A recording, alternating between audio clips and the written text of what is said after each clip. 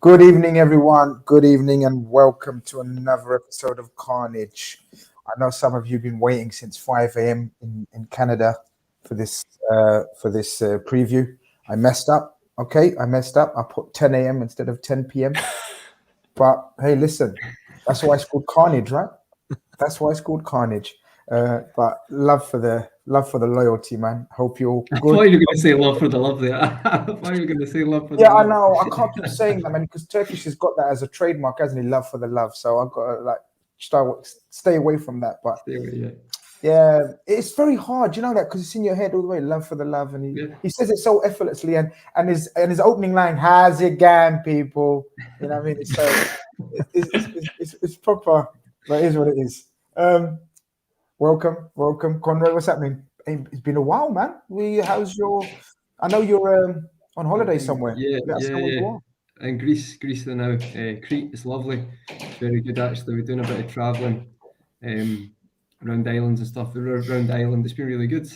But yeah, that's why I'm in the hotel room tonight doing the stream. But I was like, it's too big a game to not do the pre-match. So yeah, all going well, Grizz, and I managed to catch the Spurs game as well. So that was on a Greek sports channel, believe it or not, in the room. So that was fantastic. So yeah, looking forward to the final. You know what? We have to touch upon that game. I don't know, man. It was a bit of a mental one. But we might touch upon it. Let me introduce the rest. Of course, Sam's been on before. Hold on, have I?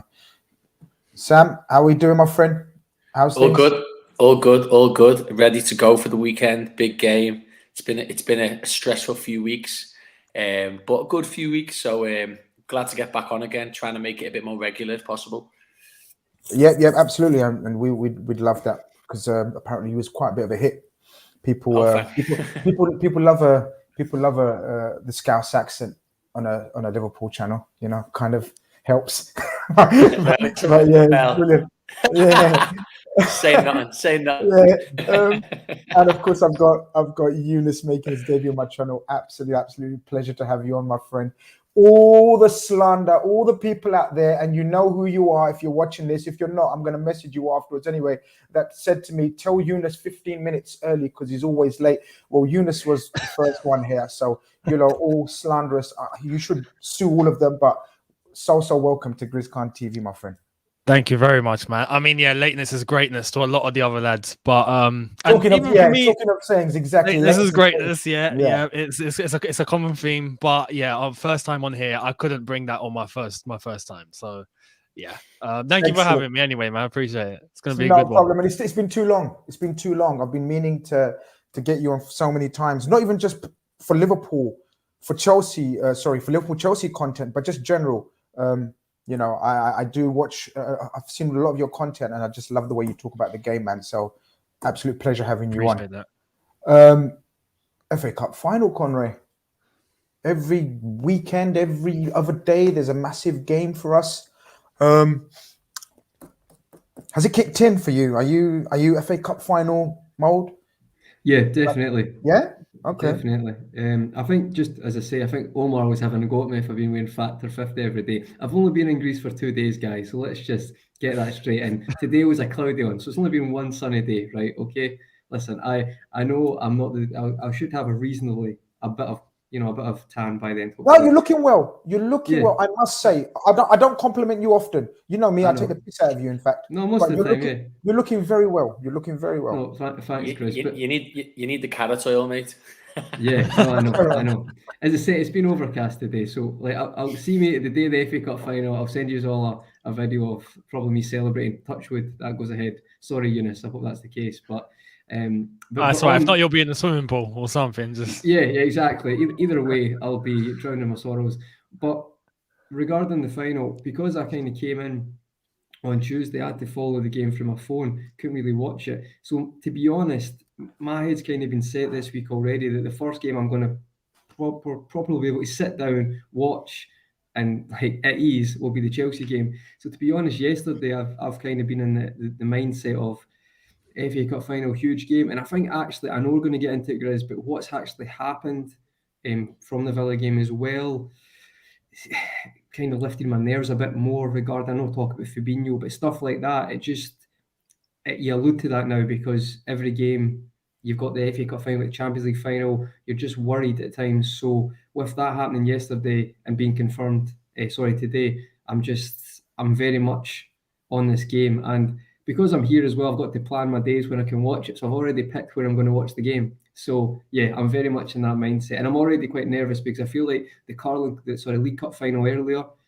really showed the strengths of both teams, and that game could have went either way. And I do really feel like, don't take Chelsea's form at the moment to be any way of how they're going to approach this game or how they'll play. I think they'll be much better than that. So I'm very in that zone now, Grizz. Excellent. We've got our regular striker. He wears a number 20. He says, I'm still confident for Wembley, Grizz. And he says, elite panel. Thank you very much for that. Sam, disappointment of Saturday's result. Was it Saturday? Spurs.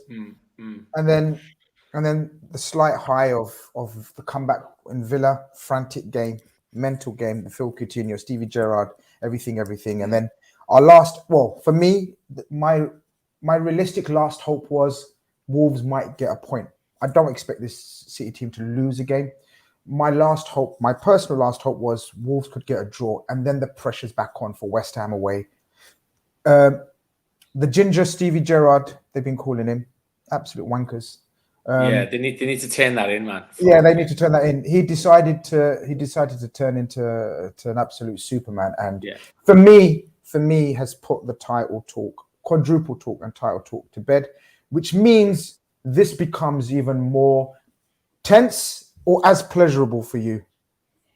Do you know what? I think it's best way to put it, really. I think I don't sit in the boat where I believe that it's over, because the thing is, when you analyse each game, like Wolves took City on, and I don't know why they decided to do that, but what that shows is where they're at with their season. So what that shows is that Wolves are in a position where they know they're not going to finish in the Europa League spots, probably not the Conference League spots. So they thought, you know what, we'll have a free hit, we'll have a go at City. If that game meant anything of real status or real meaning to Wolves, they would have sat there with a 5-4-1. That's what everybody does against Liverpool and City, and sometimes Chelsea as well, when they've got something to play for. So that game for me, I was hoping, but I'm expecting on Sunday. I'm expecting a performance from West Ham and potentially a result, which then puts the pressure on the last game.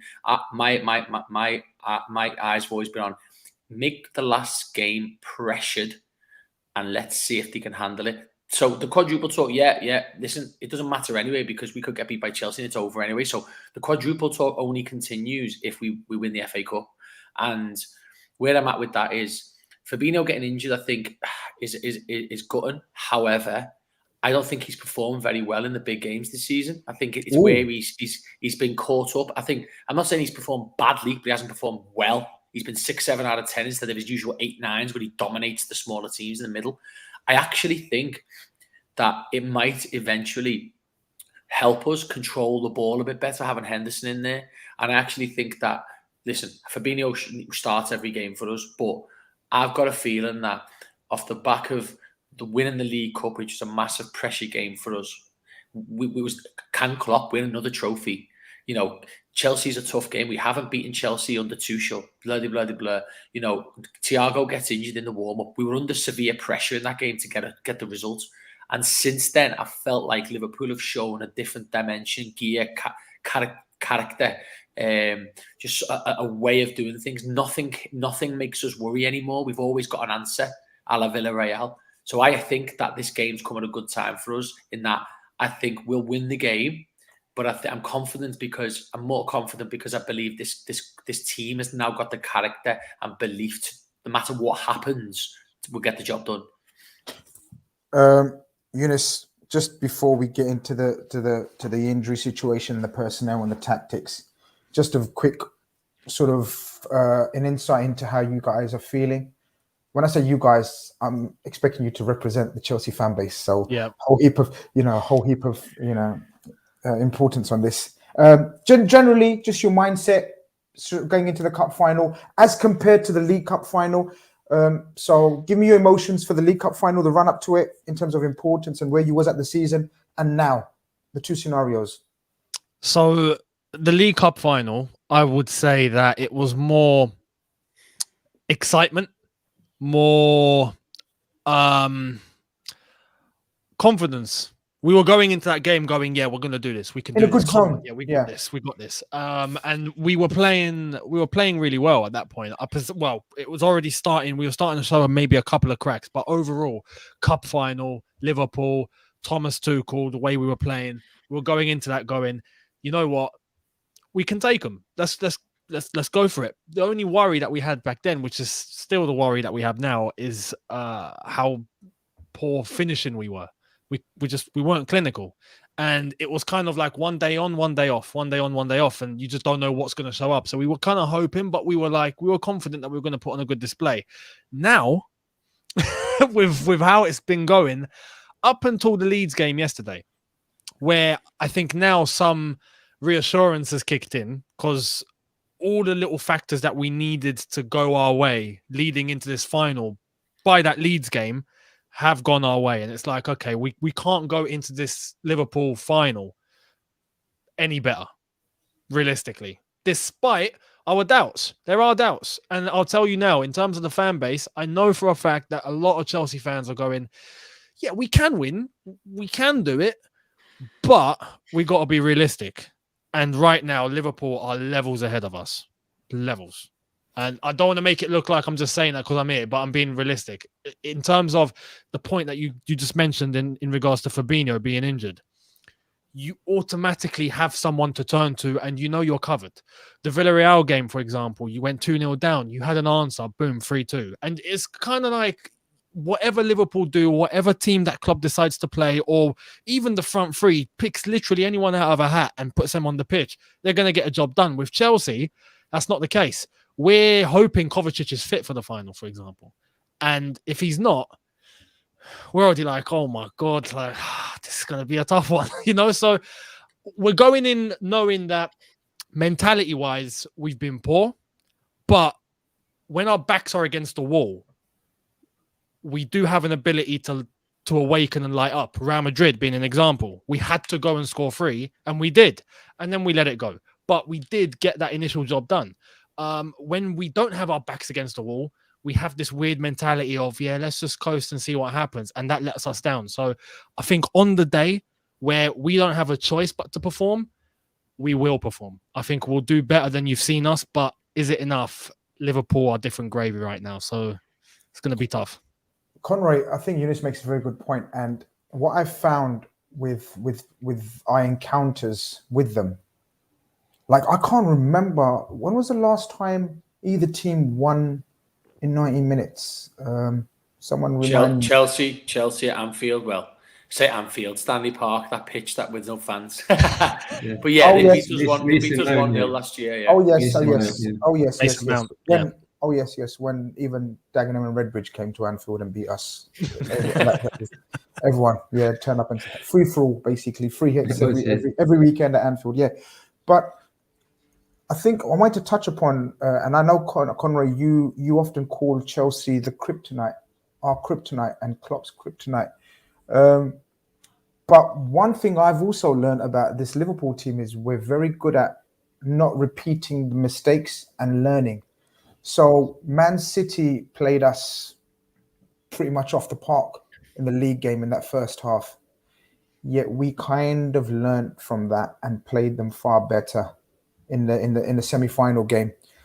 I think looking at the way the semi-final, looking at the way the League Cup final went, and it's fair to say Chelsea were by far the better team in that opening half an hour.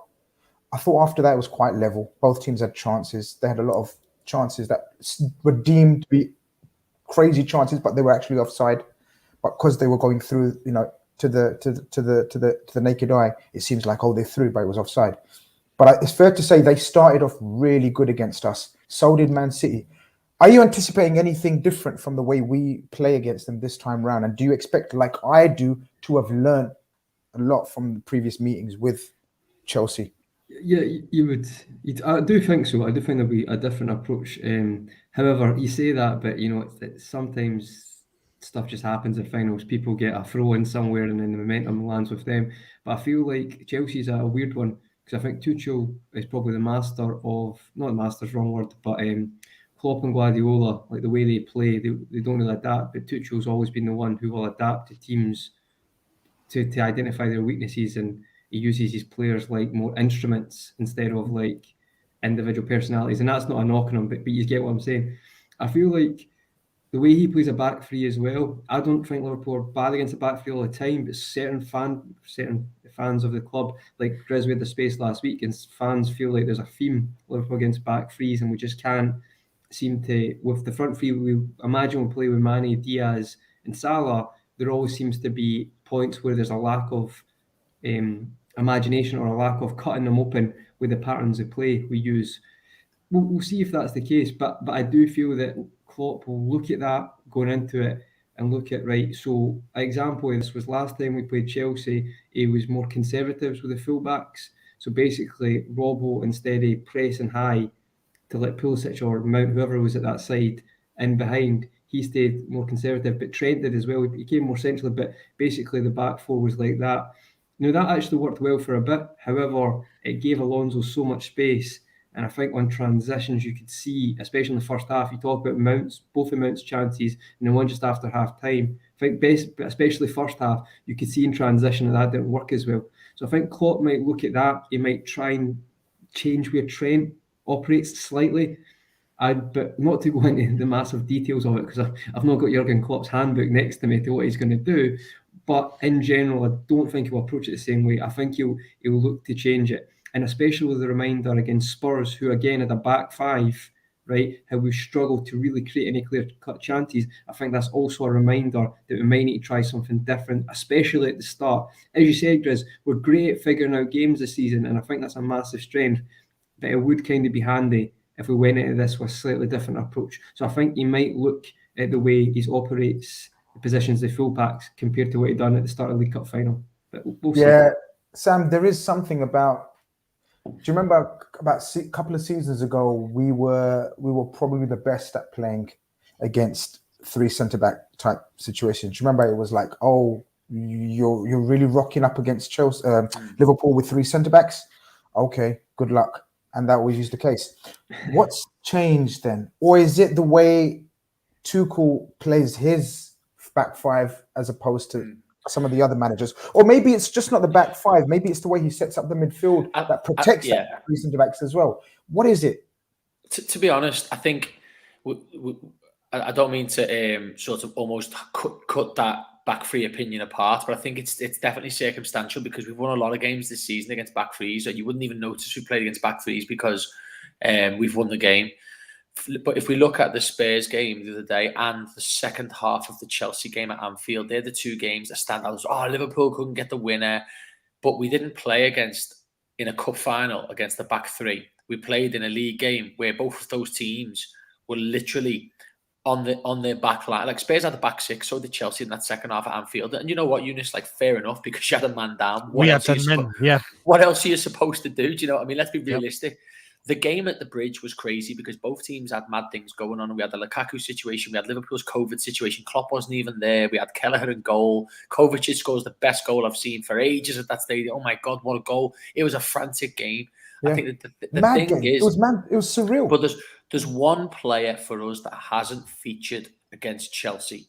And I think we would have seen a bit more of how it would have fell into place if he didn't get injured in the warm-up. And it's Thiago. Mm-hmm. I think one thing Chelsea haven't quite had a look at yet, and it might, they might shut him down. And if Kante, as he always does against us, takes his inhaler and gets himself fit, that's an inside joke that Eunice. Apparently, we're Inhaler FC at the moment. Anyway, if Kante or whoever it is available and can shut Thiago down, it might be it might work against us. But I'm really intrigued to see the way he operates in the midfield and the kind of passes he plays, how Chelsea deal with that, because it's something that they haven't had to face this season in the three matches we played against them. And I think also, I believe Mane's playing so well up top, and Diaz has now found himself, his confidence. I think we're a little bit of a different side, but we're a lot more tired. So that also plays into account as well. It's tough. It is tough. Cutback Merchant. I love the names. These guys have brilliant imagination. He says all 3 games we've lost all season are against a back 3. Is that right? Wow. Yeah, it is. Yeah, it is. All draws, but City are against back 3. Klopp does struggle with it. Brentford wasn't a back 3, was it? Yeah, Brentford do play back 3. It kind Right. of changes. So Thomas Frank Brighton. changes it a little bit, though, doesn't he, when he's Yeah. attacking and defending? And Brighton as well. Don't think they play a back 3. They play a 4-3-3. Don't they? They're quite like they change. But anyway, whatever. Yeah. But Eunice, whatever it is, Tactical Tommy, I fondly refer to him. Chelsea fans will know. Tactical Tommy is a great coach. There's no doubt about it. And I just banter for the sake of banter purposes. But he's a top coach. He's gone through a lot this season, on the pitch and off the pitch. How much has it affected you guys on the pitch? Because you started off brilliantly. After 5-6 games, you were unofficial league champions, according to a lot of social media. But look, but joking aside, how much has it affected this whole drama off the pitch? We won't get into the drama of the what's happened, what's not, but we know what's happened. So we'll just talk about sort of how much do you think it affects players realistically?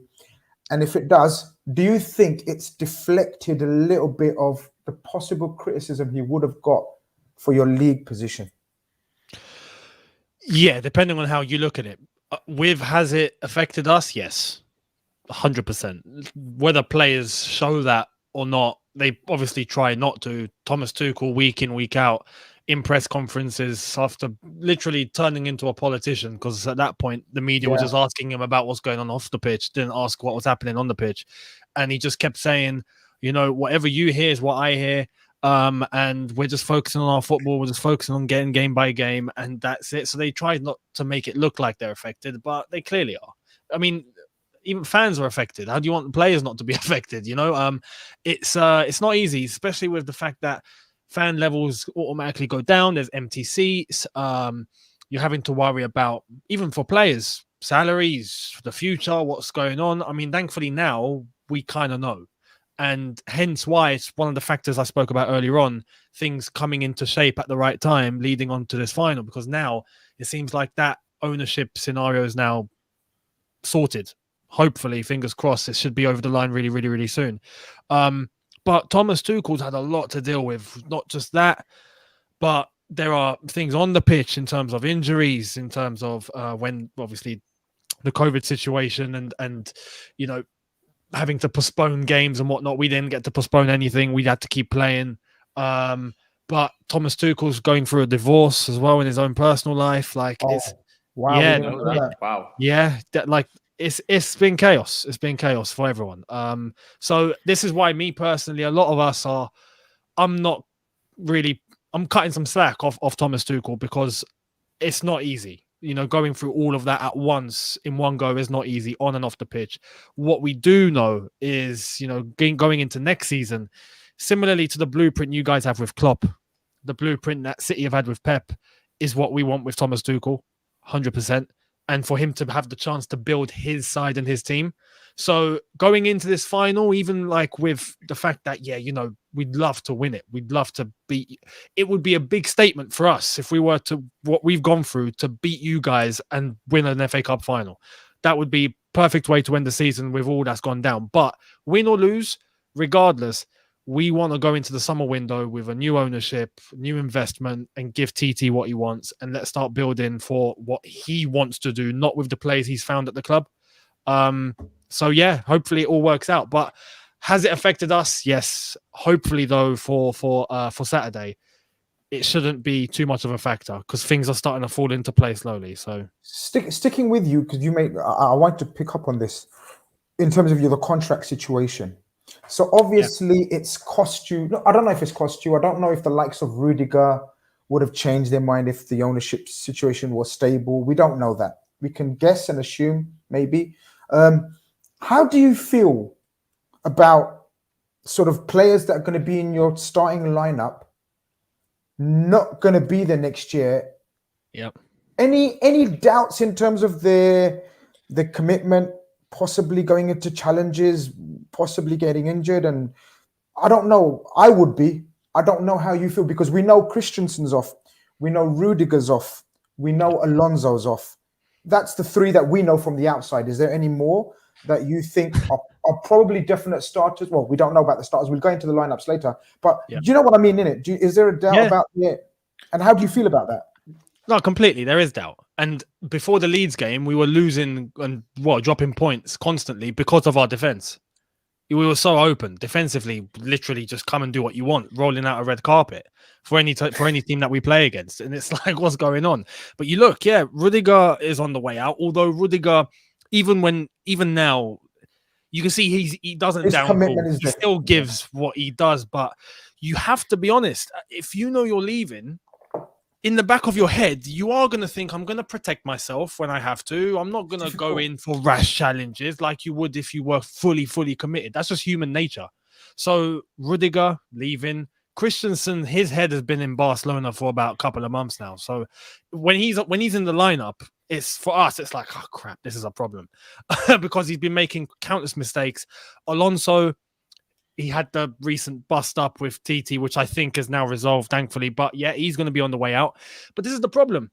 With Liverpool, this is the example we always use, because your scouting and the players that you've managed to bring in is phenomenal, according to me anyway. But when you have someone that isn't going to be playing or you don't want to play, the replacement's there. It's no problem. Bring this guy in and it's done. With us and TT, and this is why, again, I feel for him. He has to, for example, Alonso has to play. Chilwell's injured. We're not going to play Malang Sarr left wing back because that's just asking for trouble at this rate. You can't play Saul at left wing back, and he's not even meant to be a left wing back. We ain't got anyone else. So Alonso has to play. And this is why I'm looking at TT and I'm going, you know what? I'll cut you some slack, because if I was in your place, I'd be stuck too. And even with all that, we're not having a bad season. So it's one of those things. But yeah, commitment is an issue, and hence why we kind of want the season to end. And that way we can get players in that TT wants. Is Azpilicueta leaving? Maybe. Okay, I didn't know whether he's another one. Yeah. So wow. He might. Well, if he does, it's Barcelona. I think. Not sure. Okay. I think Azpilicueta is the one guy that is probably gonna just see it out. He's the guy. He's Mr. Loyal, isn't he? He's Mr. Chelsea of the recent times. For me, one of the most underrated defenders of the Premier League era. Yeah, absolutely. For me, he's an absolute legend. Hall of Fame. He will go down as. He's underrated. People talk about everyone else and John Terry's and of course and everything, but Azpilicueta, wow. Conrad, I think Eunice has told us one aspect of that. I think the other aspect from a Liverpool point of view is these guys will absolutely want to go out on a high. Even if they're going, they will put their limbs on the line to make sure that, they go out on a high and go out with a trophy. Also, they've already been in a final and they lost to us in the most, awful ways you can lose, where your goalkeeper misses a penalty. They're going to want to wrong that right as well. So there's two ways of looking at it. Is that how you'd be looking at it from a Liverpool point of view? Yeah, no, I think so. I do think it's when players will look at finals. I get what you're saying about going on to other things, but you want to win trophies. A lot of players want to win trophies. So for an opportunity to do that, anything can happen in a final. I wouldn't worry about that in that game, to be perfectly honest. I mean, I do completely get what you're saying with certain moves and that, but you'd imagine that all the paperwork will be done. I mean, even nowadays, people used to say, you could break your leg next week. But there's numerous times where players have been signed and get injured. And you've seen it quite a lot. I don't think that's going to be the case. And I think you look back in your career and you want to talk about the trophies you've won. So I don't think that'll be a doubt for this game. And I think Tuchel can probably use that anyway. So I don't think Tuchel will be worried about that game from turning up. So I think that can be a dangerous prospect, because I don't think Liverpool will hopefully not. We'll look at Chelsea as this poor team at the moment who are just going to beat 3-4-0, because I can tell you right now that's not going to happen. And see 10 minutes in when Chelsea have had a big chance and then everyone's freaking out because they're expecting this to be a walkover. That's not going to be the case. So prepare yourself for a cagey game, because I think that's what it will be. But on the basis of what Tuchel can do with that team, is he will. I still think it's going to be a battle. I think the cup final there, if you actually watch that for a 0-0, the amount of chances both teams had was actually a pretty brilliant game for the neutral. Not that I want it to be a brilliant game for the neutral, I'm just highlighting that. And I feel like you probably have, hopefully not as open, but a similar affair where both teams will feel each other out. Sam, how are you anticipating the game to start? And is it going to be open? I genuinely don't ever see an open game between Liverpool and Chelsea. I think the level of importance at stake, I've said it on Twitter about a month ago, they're not going to win or perform in any game until the cup final. And lo and behold, I mean, they had a free hit against Leeds, 10 men, but their focus has been, because they've secured third, realistically, the trash below them, the jokes that are Chelsea, Arsenal and Spurs, and Man United, Chelsea were clearly third. The focus is going to be in the cup final. Our focus now, Sam, is only the FA Cup final for now, because we don't play. By the time we go back to the league, it could be all over, realistically. So our focus now is totally the FA Cup final. Their focus now is totally the FA Cup final. If you asked this question about a month ago, no, right? It wouldn't have been. But now it's such that this is suddenly a very, very important FA Cup final game. Yeah, it's really interesting, isn't it? Because I think if you asked most Liverpool fans, what would you rather? Liverpool win the FA Cup or West Ham win 4-0? You'd get a real mad bunch of answers between the fan base. I might do that poll. That is a fucking poll and a half. I might just put that out. Great Hold on, you carry on. Go on, do it. So yeah, I think to be honest, like right now, this is, for me, this is like I said when we played the League Cup final. I didn't come on here, but obviously the stuff with the Red Men that we do, I said in the build up to that game, it's the biggest game of our season. Even the City at Anfield United, because I thought to win a trophy, to get over that sort of, can Klopp do it and get in another trophy, or is he a bit of a 1 season or 2 season wonder? I think that was the biggest game of our season, and I think if for me, if we win the 2 cups and finish second and get to the Champions League final, it's an amazing season. I do think if we don't win the FA Cup and somehow then don't beat Madrid, it's been an amazing season, but the history books just say we won the League Cup. And I think, and that we'll all remember it, and the journeys and the trips out to Wembley and Paris and stuff, but the history books kind of tell a different story. So for me, it's a huge game. I think the game, in terms of it being cagey, yeah, I do see it being cagey. It was weird because both teams should have won last time. Liverpool should have won in normal time, because I still can't understand how that goal was ruled out. And Chelsea should have won in extra time because Lukaku weren't offside. He just wasn't. Yeah. So both teams at different stages of the game could feel aggrieved that they didn't get the win. I think the 2 Mount chances, people don't talk about them enough. No, they don't. Got the score and it's the post. They should be a goal. Like, there's no debate. I think they're the biggest moments of the game. Especially the one-on-one, you're spot on, Conroy. The one-on-one, I think, was the very first seconds of the second half. I didn't think we played that well in that final. I think we were very cagey. I think we were a bit nervous all over the pitch. I think beating City in the semis is a big hard-on for your team, isn't it? Really, I mean, come on, you've just the way you've done it that first half. I was just going to say the manner, yeah. The manner, yeah. It's just wow, it's difficult. I'm confident, but I'm also very aware that Chelsea was spot on side and bring loads of threats. The runners from deep is a nightmare for our defence. It's going to be a tough game. I think the first goal will be massive. I think if Chelsea get the first goal, it's going to be a long night. If Liverpool get the first goal, it could be an exciting game, because I do think that you would probably have to change the sort of quite pragmatic approach. Would you agree, Eunice? Tuchel is relatively pragmatic, and then he sort of springs from that, doesn't he, later on in games? I was just going to ask Eunice about that. Actually, I've got a theory about tactical Tommy. I think he doesn't. I think, and the reason why I call him, I think he loves the big games where he's not the favourite. Yeah, I think he loves putting his his wits up against other better squads, supposed coaches, and he loves that. I think he struggled. You'll know more because you watch them all the time, But to me, it seems like he struggles. And I think you touched upon it, where the onus is on you, and it's seemingly a comfortable game. It should be a comfortable game on paper. Yeah, it's not. It becomes complicated. Whereas when you're up against it, not up against it, but sort of, it's got to be. He's got to show us a plan. He loves, he's like Hannibal in the A-Team. He loves when a plan comes together, right? I think he's that kind of coach. And again, it's a scenario where I think I'd say we're slight favourites, but he'll love that.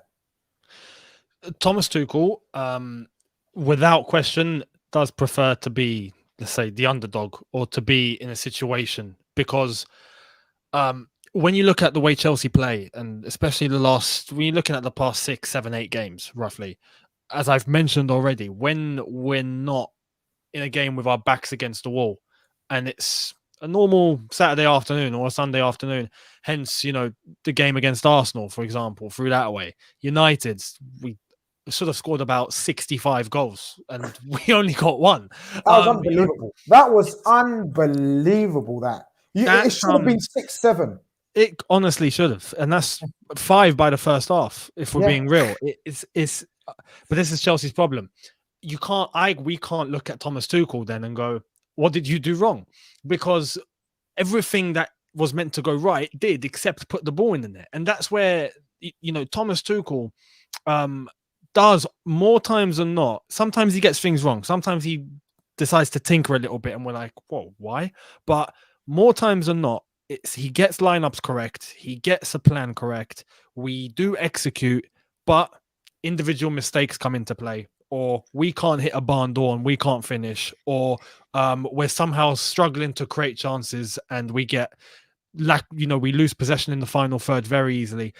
That's it. It's never a case of, Thomas Tuchel got it completely wrong today. The system was wrong, or the formation was wrong, or certain players in certain avenues were wrong. There's no glaring wrong. tactical deficiencies when you watch Chelsea. It's always about the personnel. Yeah, exactly. And that's why going into this FA Cup final, I look at some of the games that we've had, and I know this is going to be different because it's a final. It's mentality. This is where Thomas Tuchel loves to have players that are able to create solutions for themselves on the pitch. It's not a case of him saying, "Okay, do this and do that," whenever you encounter this sort of scenario. He likes to have players that are going to create and improvise on a solution right there and then. Pretty much like Klopp. Very, very Klopp-esque, exactly. With this, though, needs to come good mentality, and it needs to come consistent mentality, and we struggle with that. But when we are forced to play, hence if we're the underdog, or if we're in a final, or it's a scenario like that, or we're having to come back against Real Madrid, for example, that is where somehow we come alive, and we now start playing how we should be consistently, or how we see you guys play every week, or we see City play every week. So Thomas Tuchel, I think in this scenario for a final, I think is going to be his bread and butter. It's just whether the lads are going to come up with the correct mentality, which I hope and I think they will. Definitely a lot more than we've seen in the league. Is that how you see it, Conroy, as well? I pretty much see it like that. I think all the old cliches about form goes out the window and everything. Even that form going into the final, both teams are pretty much okay now. As Yunus says, they've had a bit of a resurgence in terms of form, and especially the last time. We've obviously had a setback of sorts against Spurs, but overall, we're in not stunning form, but mentally we're in stunning place. We're in a stunning place mentally. I think you're right, the opening goal. But then again, I said that when I was at the final. Sam, you was at the League Cup final as well. I was like, everyone knew the first goal is going to be crucial, but there was no first goal. It was the most exciting, 0-0 you've ever seen. Yeah. Again, I don't anticipate many goals. Again, both teams have got a few selection dilemmas going into this. I think it was quite fixed, the teams.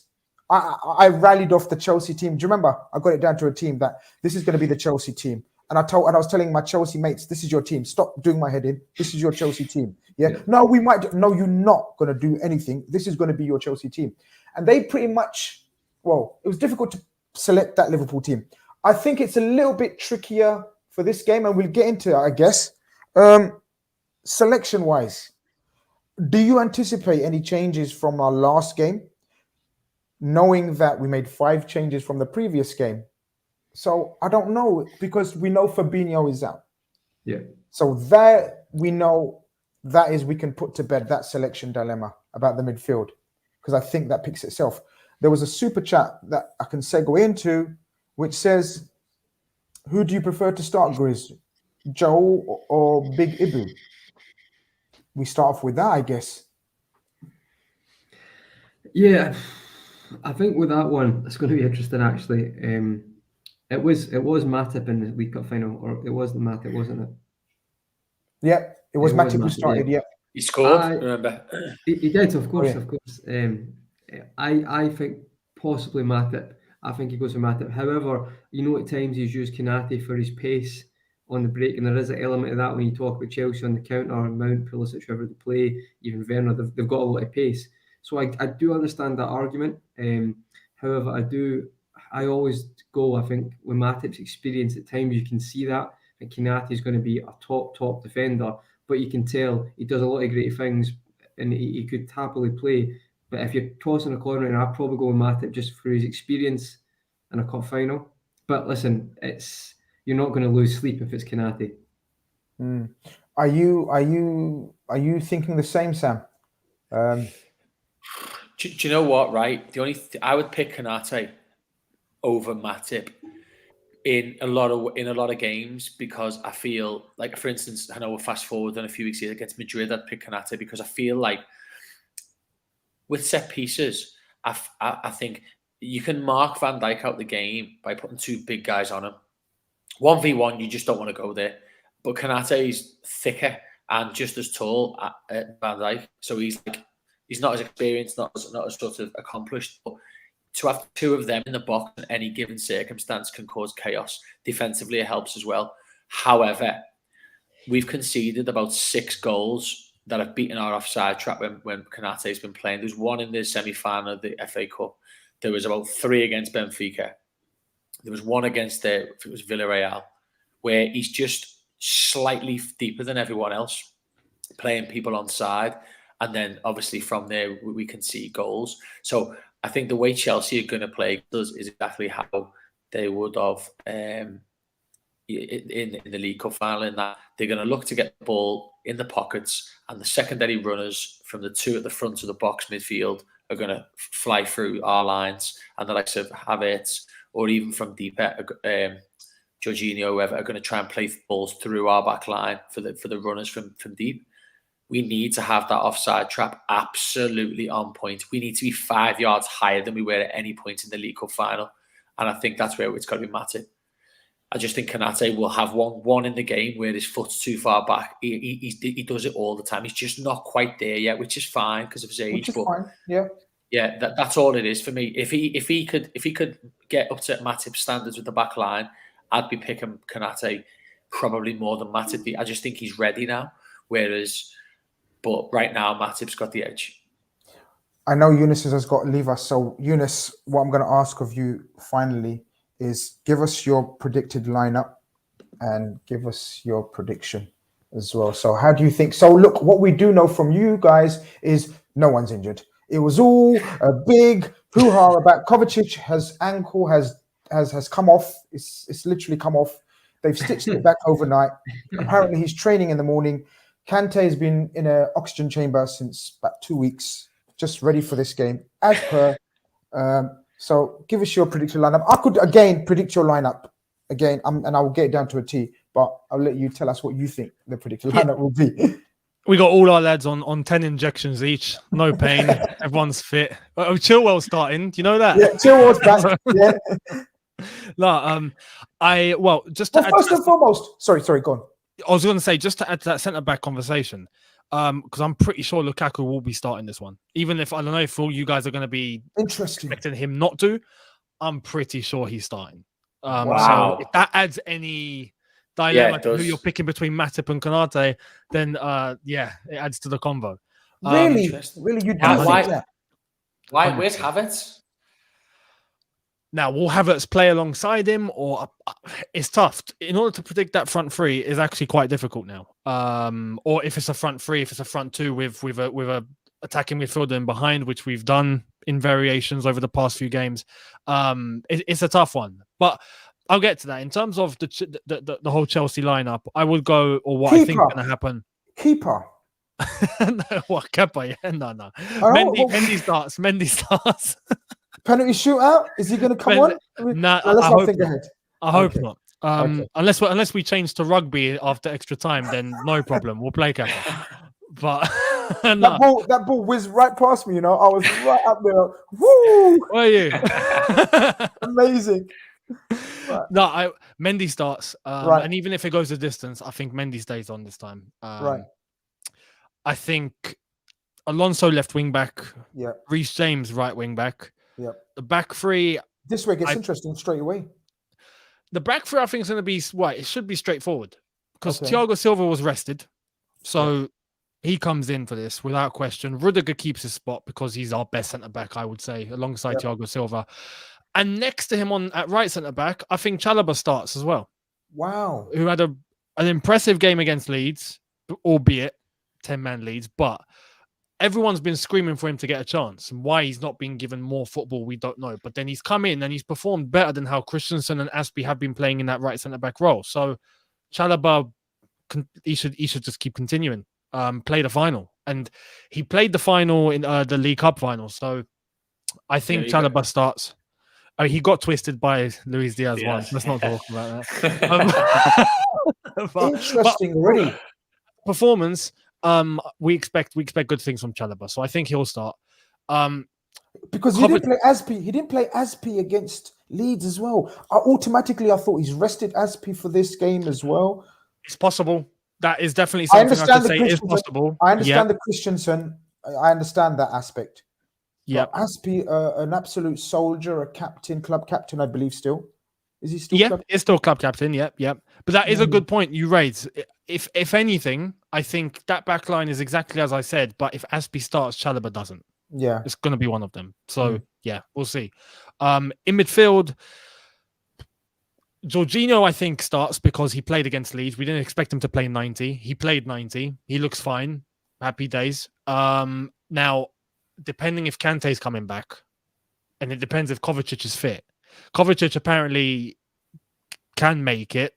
The injury that he got wasn't bad, even though it looked bad. It wasn't bad, so he might be fit. Kante might be there, so we might have a choice. We went into this game or into Leeds thinking we might be just playing Kovacic and we'll have to get Loftus-Cheek or someone. Now we might have all three available, so we'll wait and see. But I think Jorginho, Kovacic is the safer bet right now, unless if Kante is fit. Then Kante starts for sure in order to try and keep his eye on Thiago without a doubt. And the front three is always where there's a question mark. No Chelsea fan can be sure and tell you exactly what's going to happen. But I think with Lukaku's form and the fact that he looks like he's starting to banging goals again, he starts. And big game. If there's one game for him to get redemption and for Chelsea fans to forgive for that interview and what came afterwards and all of that, which we haven't forgotten, then it would be this in an FA Cup final against Liverpool, who personally I look at and think, will they win the title? Not so sure. Could, but Champions League, my money's on you guys. So, really? Yeah, it is. So I would think it's a good opportunity for Lukaku, for example, to really try and get that redemption. He can. So Lukaku starts. Alongside, I would like to think Kai Havertz comes back for this one just because he is a big game player, or he's been molded into that. Every time we have a final or something, he steps up, almost like how Didier used to, but not that close yet. And I think Mason Mount does play this one as well, just because he's on form, and his energy is paramount, especially against you guys who press so aggressive and counter press so aggressive, and we try to follow that same model, and Mount is the runner of the team. I think he starts as well. So I think the front three will be Mount, Havertz and Lukaku. That's my prediction. Wow. That's it. Just before Eunice goes, can I just jump in? See with Mount as well, Eunice, do you think, like in the League Cup final, I thought Mount was very good at sitting on our number 6, it was Fabinho at the time, but our DM, and I feel like he stopped a lot of us. I know we worked around that through different patterns of play with like our 2 midfield runners bombing forward, 2 midfield 8s. However, that might not happen today because at the weekend because Fabinho's out. So if it is Thiago, it's not going to be like Henderson Keita, so that might not happen. You think maybe Mount will be crucial as well to sit on? Assumably, it'll be Henderson who plays there at the weekend. Do you think he'll be crucial defensively as well to stop Liverpool's attacks? He has to. And this is where there's always been, I'd say, a little bit of criticism to sometimes how we always kind of need a Mount to come back and assist, whether it's going to be assisting the double pivot, whether it's Jorginho, Kante or Kovacic, but to just leave those two on their own devices, we can't, especially against a Liverpool who play in that midfield 3. In that midfield, they're already outnumbering that double pivot if our wing backs are not getting involved. And I feel like Mount should be that extra man to come in and decide or help. So, yeah, for sure, I think in a final, you expect him with the energy that he has and the running that he does and the press that he does, that he would be able to provide that as a service and come back and defend as well. So, yeah, I do think he will. Eunice, it's been a pleasure having you on. I know you have to go, so we're going to let you go. We're going to have a little 10-minute chat after you and talk about you and cuss your team and all that kind of business. As you do. Oh, no, nah, I'm joking. Look, very quickly, my prediction for Chelsea is I don't think Lukaku's going to start. Do you not? No, I don't think Jorginho definitely is not going to start against us. Your go-to midfield against us is Kovacic and Kante, even if they're 75% fit. We know, I feel as though we know we can overpower Jorginho. And I've said it many times. 100%. Whenever I've been asked, we press Jorginho like nothing. And Jorginho will turn over the ball. And we're the worst team to turn the ball over against. I think Kovacic and Kante are kryptonite. Tactical Tommy knows that. He will do everything in his powers to make sure that they're fit. They start, and they're fantastic. Yeah. I mean, I don't know how they play and perform on a consistent level for you guys and how they've been, but every time and Sam and Conroy will tell you, they are absolute magnificent when they're up against us as Liverpool fans. I think Lukaku won't start. I think Havertz will start, Mount will start, and I think Werner will start against us.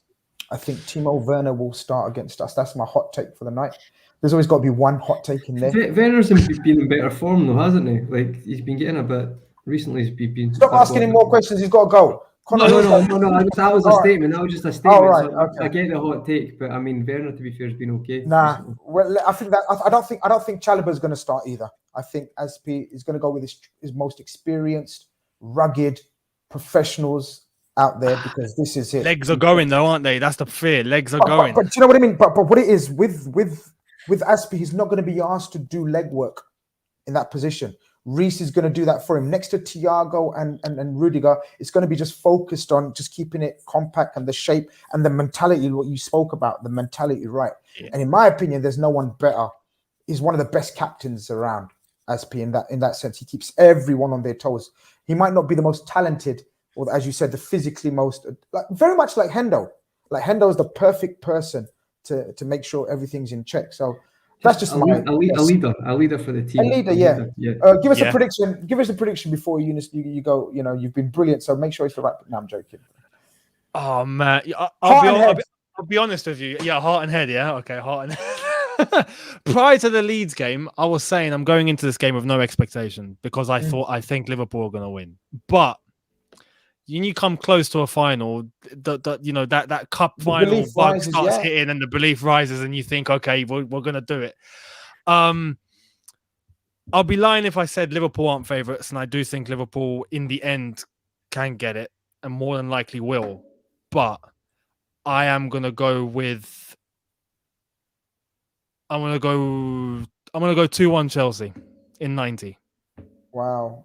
Okay, and that's just heart. That's pure heart. Yeah, no, that's fine. Look, but what I'm saying, look, rightly so, yeah. Look. This is the neutrals. Phillips, a Newcastle fan, says think Chelsea will win. LFC look leggy, but he hopes for an LFC win. Oh, okay. Well, you're falling into Pep's. You've been listening to Pep. This This is what Pep moans about. Only people like you. This is what I mean, isn't it? This is where Pep gets it from. Like all the neutrals want more than you believe. More than you believe. But Eunice, it's been a pleasure talking football. People, you need to go and check out Eunice Talks Football. He talks football really well. I enjoyed chatting to him. Thank you very much. I hope we all enjoyed chatting to him. Hope to get you on soon, real soon again, my brother. Absolutely. All the worst luck on Saturday. Same to you guys. But after that, all the best, my friend. No problem. Take care. Problem. Thank you for having me. Conroy, Sam, nice one, lads. Talk to you later. See you later. Take care. Basically, guys, I don't think Lukaku starts against us. I think if Lukaku starts against us, I think we're so accustomed. Our two centre backs are probably the best equipped to play him. I think Konate is going to come in, Conroy. I know you think Matip. Sam, did you say Matip as well? Yeah, my choice. It's close though. It is close. It's one of them. You're not disappointed either way. I get why you want Konate to play as well. I tell you why. Because I think, you've got me thinking now. Because I think Konate gets the Champions League final, lads. Yeah, I do as well. I do. I think he does. And that's a huge call to give him both finals. It's stylistic though, isn't it? Like if you think about Matip won't be happy about that. Yeah, but Matip always, if you actually look at Matip against Chelsea, everyone always says like, oh, maybe someone who's a bit more like, he's obviously a very good defender, but Matip's reading the game against Chelsea is always quite good. Even look at the way he dealt with Lukaku at the start of the season. I just think he might go with Matip at Wembley. It's just similar to the League Cup final. Yeah, maybe. But and obviously the Madrid one's slightly different because we talk about Madrid, right? But he might just put the line 5 yards higher against Madrid, and trust that they can do that. And I know it's a risky game with Vinicius, but he might look to use Konate more there than Matip. So I agree with the Madrid shout there, Sam, completely. But I think against Madrid we're gonna have to play a high line. We have to disregards sounds like fuck it off. But Vinicius is the only one with pace in that Madrid team. Is. Either fullback's not quick, their midfielders are not quick. Benzema's not quick. So we have to take that risk because if we lay off like we did in the first leg against Madrid in the Champions League, do you remember, guys? We laid off them and they tore us to shreds. Kroos and Modric ran the fucking show. We cannot do that. And we're at our best winning that ball back very high up. This is different, guys. Chelsea don't like having the ball in the central areas. This is what's bugging me. Chelsea don't like having the ball in central areas. They like their centre-backs and full-backs to have the ball. So we have to play differently. I'm so gutted about Fabinho. I know, Sam, you think Henderson in the 6, and I've been screaming out for Henderson in the 6 because I think that's his best role now. But Fabinho plays it more naturally, I think. Henderson is far more... Yeah. Hendo likes to get on the ball a bit far more. I like that about Hendo when he plays in the 6. Yeah, metronomic. Just like Fabinho might do that, but then play a ball over the top. I think Henderson is like maybe more short passes and then... More short passes. Yeah, ironically, he can play that ball, but you know what I mean? That's the way I think of him. It's like a lot of touches. I think Fabinho's slightly different. Do you know what I think is with Henderson, though, is I don't know if you guys noticed this when we play against these teams that sit back. So when Hendo plays in the 8 with Trent, what Hendo does is he goes around the outside of Trent to take away one of the players and make the pitch big. So whenever we play against teams that defend, he makes the pitch big. Trent comes inside, and they almost like swap positions. For instance, against Spurs, I know you've probably talked about. Is it the byline against Spurs? He's at the byline for 3 times, wasn't he? But the problem is when he came off against Spurs. And when he played against Chelsea at home, against 10 men, he was on the wrong side of the pitch. He was on the left side. He was never going to go around the left side because Harvey Elliott played, if you remember. When he came off the pitch against Spurs, we lacked width. Trent stayed inside, and it was just a compact. So the thing is with Hendo is that, this is the reason why I'm gutted about him, about Fab, is because I think in a game like this, Hendo just makes that run and says to Alonso, come and follow me. And you've got to follow him. And it just gives Trent the space. Now he's going to be playing in the 6. Naby's not going to do that. So Trent's going to come inside and it's going to be really congested. And that's what I don't like about when it's like that. It's like when Trent's trying to be that central midfield player that and it's too congested in there. We need that width. You know that Trent shout, sorry, the Henderson shout. I think that would have helped Mo Salah as well, because he seems to be double, tripled up when he plays against Chelsea. Now, if Henderson was to do that in that scenario, and you're right, Alonso has to, because they've only played 2 in midfield, remember, lads. So the 2 midfielders can't go tracking wide men. They have to keep that protection in the middle. And that's why you're right. Naby plays that 8 differently.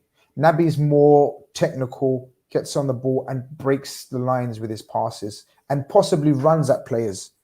Which also could be an advantage for us. Pixelated Pigeon says, appreciate the super chat, my friend. Isn't there 5 subs in FA Cup? Yes. If so, I think it's more likely Klopp will start Matip, since he can always throw Ibu on if Lukaku comes on. Look, first of all, it was a guess. I don't think Lukaku will play against us. But I think Matip probably, you know what? I think Matip will probably start, lads. I think you're right, both of you. I think Matip will go. Midfield picks itself, right?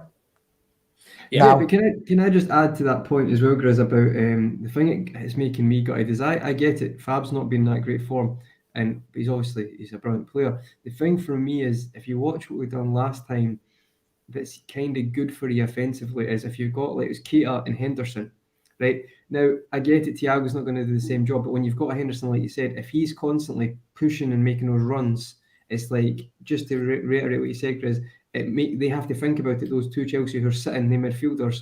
But when you've not got that, if it's Thiago and Keita, who obviously Thiago control the game beautifully, but if it's all in front of them, I do think it maybe gets a bit flat quickly. Do you feel like that might happen as well?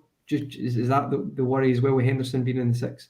Yeah, but then, like, I'll quickly go and then you go. I was going to say, do we change the Trent, not role, but does Trent not play that inverted fullback as much as he does? Because Trent can play like the rest of his career. He has been playing as an orthodox right back and attack more, get to the byline. Maybe we can change that in that area then.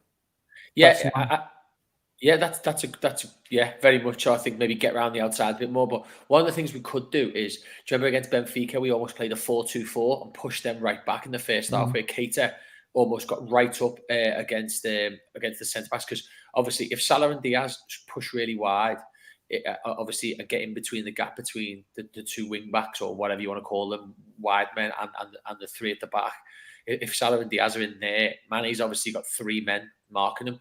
But if Keita then pushes through the lines and almost forces another man in that back line, we've got the ball, that could help us. But for me, with Thiago, is the difference when he plays is, when we struggled in the League Cup final, is we kept losing the ball in the middle areas all the time in the first half an hour. So many times.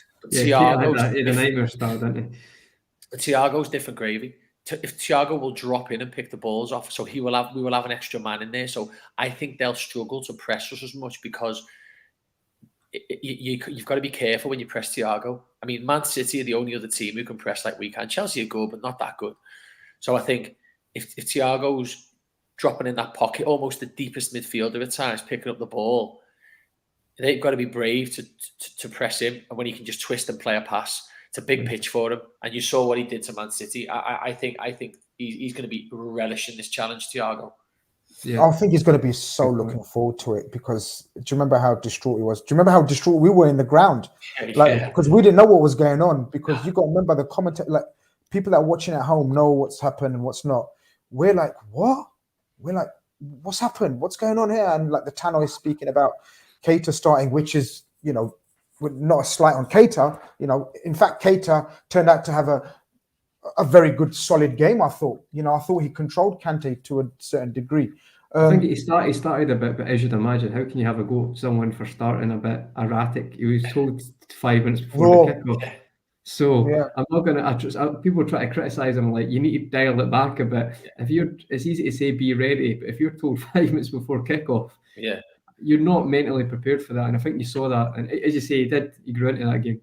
If Lukaku starts, I'd want Konate to start, but there's no way of us knowing if Lukaku is going to start. Or this is going to get clipped, because you basically said there's no chance he's starting. It'll be fine. I can't see it.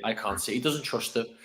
Chelsea have been in limbo for weeks. Whatever's happened these last few weeks has got nothing to do with how they're going to line up for this final. Like, come on, was that Leeds game a difficult game for them? Not I really. think their lineup is set. I genuinely think it's going to be Kovacic and Kante.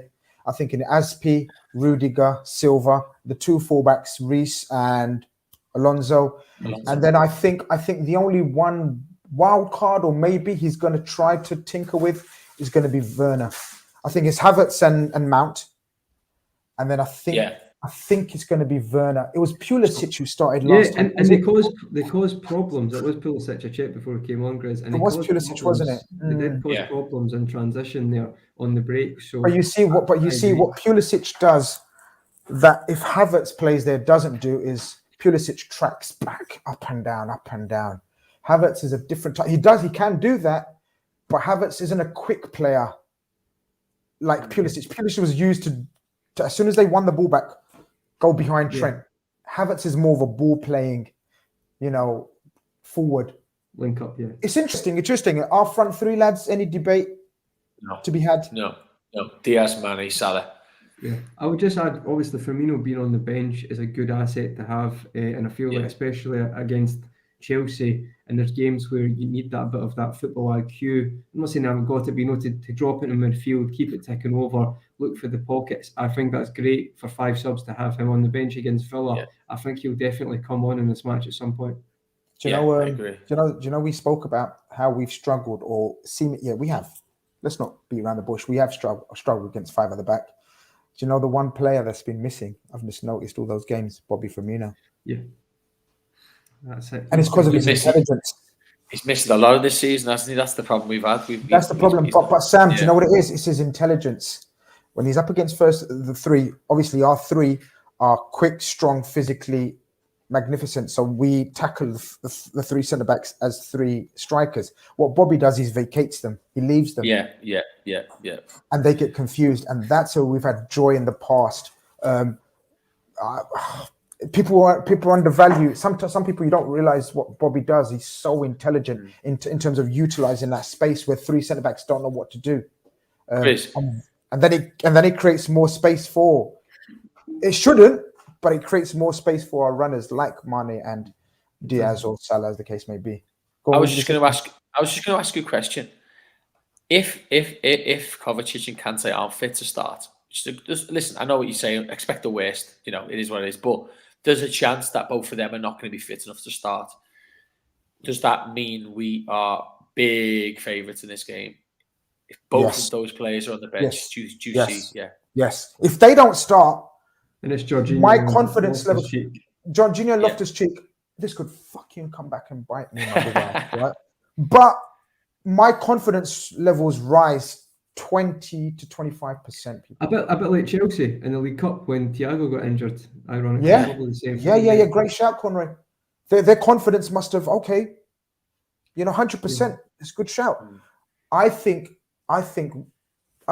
Diaz and obviously Mane will be key because Diaz hasn't played them much. Mane struggled when he's played out wide against these guys in the past. I think Mane through the middle is a different animal, a different beast as we've seen.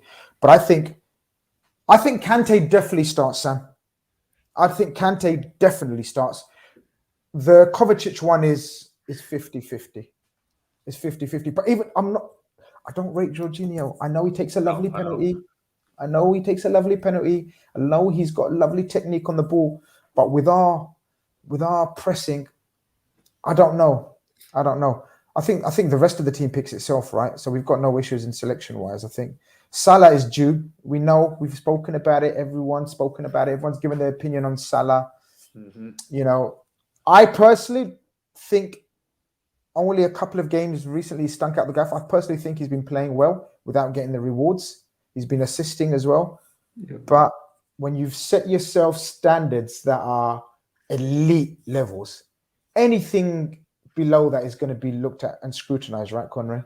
Yeah, but at the same time, it's very hard to performance-wise keep that up in general. Like, the thing that annoys me is, like, we're all Liverpool fans. You watch the game. I've seen Mo Salah been brilliant this season, but not every game he's scored in, he's been unbelievable. But as soon as he has a good game and he doesn't score or get assist, it's like the world's like ending. It's like, that's what annoys me sometimes. It's like, don't give him the crowning of the world when he scores a goal but doesn't play well, but then don't lambast him when he doesn't score, but he's actually had a good game. So that's the thing. It's not all stats all the time. So that's what I'd say. I think Salah's been at such a high level, right? I think having a dip's a bit unfair. I'd say he's had a few games where his decision making, and I know the Tottenham one's been kind it's the decision making highlighted. But let's be honest, right? Salah's decision making at the start, and I've said this, I've got the receipts. I've said his decision making was at such an optimum level. He's never been at this in his career at the start to the middle of the season. But I'll be honest with you, right? There's not many players ever whose decision making is like invincible. There's only certain players. So eventually that's not going to happen. People maybe say, oh, he's chasing the golden boot. And I actually don't think. I just feels like sometimes against Spurs, he cut in and he thought, I can save this game. And I just think it wasn't coming off for him. Everything he was trying, the link-up wasn't there. But that's all it was. It doesn't have to be this big other narrative. Because I think, what was the game a couple of weeks ago, Grizz, or was it last week, where he had a really good game but didn't score an assist, and it was like, after that game, he's not got a goal or assist. But it wasn't, he had a good performance. So there has to be a balance. You get amount of credit when you've been playing at the level he's been playing at all season. It's like, he's got the Football Writers Player of the Year. He's probably going to get the PFA Player as well, I'd assume. He might get the Golden Boot. He might not. I know Son's close to it. But it's like, to keep that level is close to impossible, I would say. There's the players who do that is literally aliens. So that's the way I look at it. All will be forgiven if Salah turns up on Saturday. He's got to win one of the finals for us. I'm genuinely. I agree. I genuinely believe he will. He's got to come clutch in one of these finals. I think Diaz will just like Wembley again, no bother. You see him last time at Wembley. Love that. Yeah. Performance, guys. Sam, you was there as well again. His performance last time was just. It was a pleasure to watch him play, isn't it? I mean, that's the best word to describe. He's getting marked like Mo Salah already, and that's the biggest compliment you can play him. They mark him like Mo Salah. I'm the opposite. I do actually think this could be a Salah final because I think Diaz is going to light up the Champions League final. I'm convinced if Salah's going to come into it talking a good game as he's been talking for weeks, and Luis Diaz is going to run riot. That's what I think in the Champions League's just made for him. He's just the star. He's the light that no one saw coming, and you know he's Ballon d'Or next year. Honestly, I promise you, this is how talented the guy is, how hungry he is. So this is Salah. He's got to do something. I mean, like Conroy says though, for me, I just want him to play well. I want him to get at them. Sometimes go on the outside, sometimes go on the inside. Play the pass at the right time. Just get the win. That's all that matters. You know what, guys. We've got each other going. I genuinely think Salah's going to get back to form. No, he is, Conroy. I'm telling you, you can't keep a good man down. And you know what? Last few times, Rudiger has got the better of him. Very, very much so as well. Like, it's apparent. You can see the frustration. But I think Sam's spot on in terms of there's going to be a lot of eyes on Diaz now. And Salah's not always had that support in terms of if he gets double, tripled. You can't double, triple on both our wingers. No. Right? You can't do that. You know why? Because we've got a lion in the middle that's roaring like mad right now, Sadio Mane. So you can't. So the wide centre-backs, if it's Azpilicueta or Chalobah and Rudiger on this side, can't always just double up with Alonso and Reece Williams on our wide men now because Sadio, if you're leaving Sadio just one-on-one with Gilberto, I can always call him Gilberto Silva. but Silva, what's his name? It's surprising and Saturday when Gilberto's just getting out of centre. Yeah, Silva, if you're leaving Sadio one-on-one in the form and the hunger and the desire he's got, you're asking for trouble. But I think, again, as usual with these guys, you're right, it's going to be key in midfield. We've got to we'll get better at switching that, Grizz? Do you think we'll be better? Because that's the one thing I think we're slow at sometimes is the wide switches, attacking wise. I don't mean fullbacks, by the way, because they do that quite a lot. But see, sometimes when Salah gets it or the opposite, it's more on Salah's side when he has been doubled up. Sometimes I do think they take one too many touches when the switch is on. Like there's space on the other side, and I feel like as the link up between those three gets better, they'll be able to. But do you remember, Conroy, we had this conversation, and I'm the first one to criticize that. I was the first one, but then I calmed down. Do you remember?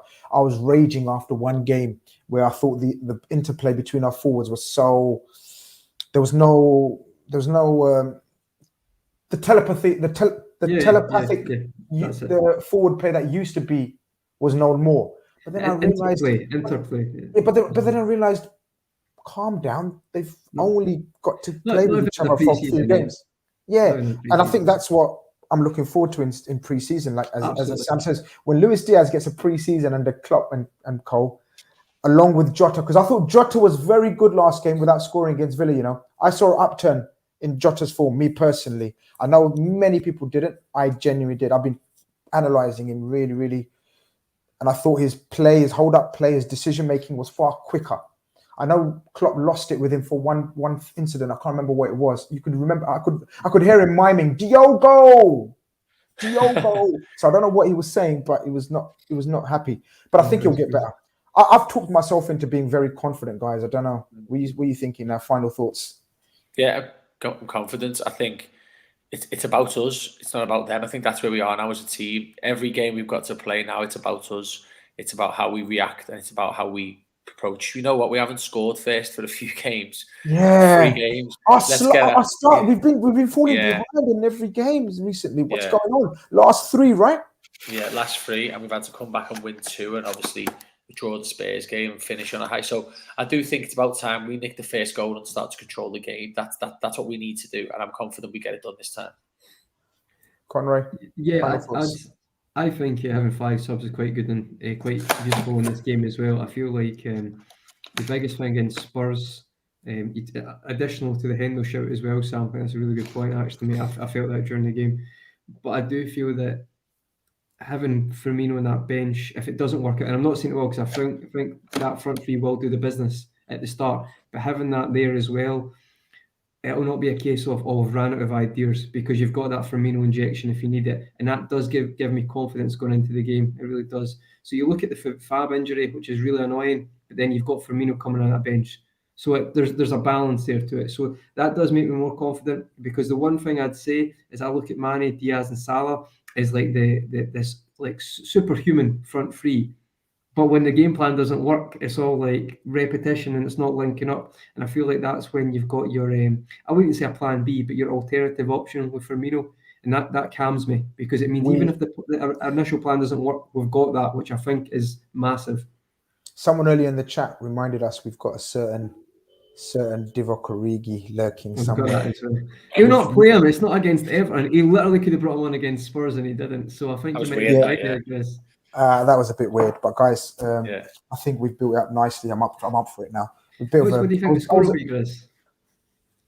Oh man, the score, man. We've got to score, man. We've got to score against them. We're struggling to score against them in open play. It's pissing me off. I'm going 2-1. 2-0. Tight game, but 2-0. Yeah, that's right. I think tight game, but 2-0. KHANAGE, but 2-0. Yeah, I think I'm going for 1-0. I think it could be. Charles. Do you know like the Matip goal, if that counted, like the way that worked? Probably something like that. Yeah, they weren't coming back if that was a goal. Yeah, they weren't coming back. They weren't.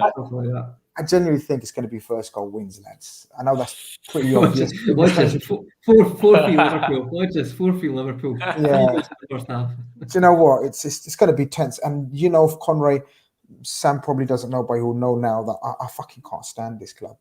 Like, Chelsea is my, oh man, you know, I'm going to get so nervous and tense about this, man. I'm telling you, if we've not won the FA Cup for Saturday night, you know what I mean? Conroy, you've got the password to the channel, yeah? Just take over. No, I'll just come on. Just take over, mate. I can't do this, man. I know this will get to Grizz, because the things we've spoken about this in the past, and like generally off camera, it does get to Grizz these games. Like, it's a bit like, obviously Man United is like for all of us, but I actually think that might be up there with you, Grizz. Chelsea. It's on a level, man. It's on a level for me, yeah. All my uni life, man, I was surrounded. I told you guys, man, with these born again Chelsea fans. Fucking, where do they come from? Do you know what I mean? Fucking ruined my not teenage, but you know, early adult life. Like, all that Rafa and Jose business, and don't get us wrong, we got our fair share of success with them as well. You know, obviously the Champions League semi-finals. You know, the League Cup final, wasn't it? So we've had our fair share, but yeah, man. Listen, guys, thanks very much for your time, Sam. Nice one. Thanks for coming on, man. Enjoyed that chat. Yeah, I think we feel better now after having that. I was a bit down about the Man City and the quad and all that business, but put that to the side, dash it to the side. off to Wembley. I'm going to be there. You're going to be there, aren't you, Sam? So hopefully we catch up with you there. Yeah, Conroy, definitely. you're going to find yourself a lovely bar to watch it from. Hope you get absolute plastered and you're in no state to do a show even by Sunday. That's my aim, because that'll be the best ending, right? I don't know. I get like, you know, the thing is, guys, I get very nervous watching, especially in finals, obviously. Oh, I know you do. Yeah, I know you do. I don't. Do you know what? You say that, but I know Keith will probably be like that. But for me, I'll probably have one, and then I'll just sit there and just not drink for the full game, just because I was like that with the League Cup final, just couldn't relax. Can't relax. It does relax. You know, I'd like to see that fan. But just a quick shout before we go, Grizz. Aunt Dico in the chat was asking about just about Calvin Ramsey for Trent. I know you'll have a video on that. You've mentioned it before, and we'll do that if that gets announced soon, or if it does go ahead. So just to give a shout out to Aunt, that there'll be something out in that soon, mate. We actually covered it yesterday in the show. We spoke about Calvin Ramsey, who's done the first part of his medical as well. We've got a super chat just before we end. Big up, guys. 6:30 a.m. in Singapore. Absolutely appreciate that love and support, man. That's amazing. Mike, what time is it in Greece, by the way? I didn't even ask you, Conrad. So it's 2 hours ahead. So it's but no, it's look, I'm on holiday. It's fine, and I'll be up in the morning. But however, I was going to say it's actually quite good, the final, because it's 6:45 for me. 5 years. So that's 6:45 at night. So that's okay. So it's not the worst time for the final. So it means when it finishes, either go to bed or, you know, it's one or the other. But, get on the iron brew. That's right. Lads, people in the chat, you've been supportive as ever. Don't forget to hit a like on your way out if you haven't already. I'm assuming you have already, because it's been constantly around the 250 mark, which shows that you've listened to what we've been waffling on about and enjoyed it, hopefully. We'll be back on Sunday for sure, but result pending tomorrow night. So tomorrow night, it could be a mad show with me and Blue Chip in the building. He's on standby. He's on a bit of a mad one these days. But if we win, we're going to do what do you mad mean 2 nights, Chris? Because is tomorrow not Friday? Oh, sorry. Saturday night. Yeah. Saturday night, yeah. Tomorrow's Young Bucks in the building, so I'll put it. I'll let you know just so people aren't like, you know, waiting for the final. Yeah. Oh man, I've got to get this right. So tomorrow's Young Bucks. Saturday night, depending on the result, there could be a madness. But regardless of the result, there could be an avalanche. Yeah, I've got to name that. That's got to be his name of his show. Yeah. But on Saturday, the Red Fellas will definitely be in the building. Win, lose, or draw. Well, we can't draw. It's got to be a result, right? Either way. And we'll be back. Conroy's going to hit us with the outro. Sam, Conroy, all the best, people. Look after yourself. Up the Reds.